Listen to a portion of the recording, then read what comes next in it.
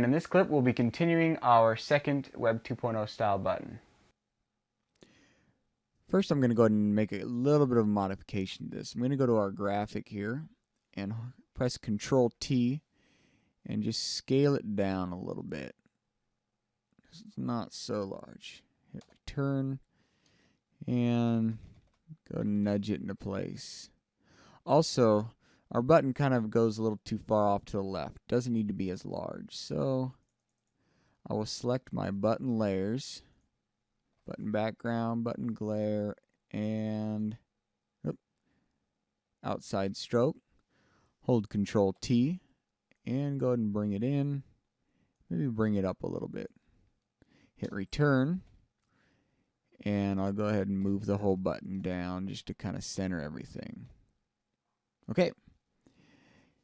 Now, I'm going to go ahead and, as usual, we add a reflection to these buttons. So we're going to go ahead and group the whole button and then add that reflection. So let me go ahead and click the new group button here. Double click, we'll call this group button.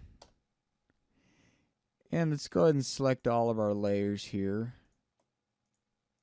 and drag them into this new group, including the graphic and the text. Put those on top. And now, oops, I selected that.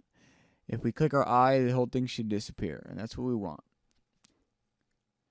Okay, so let's go ahead and duplicate this button layer, or button group. So let's select it. We'll go to Layer, Duplicate Group, and we'll call this Button Reflection. Oops, Reflection.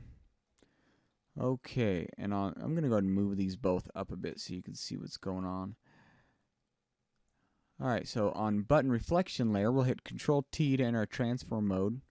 Right click and select flip vertical. Hit the return key. And we'll go ahead and nudge it to the bottom here. Okay.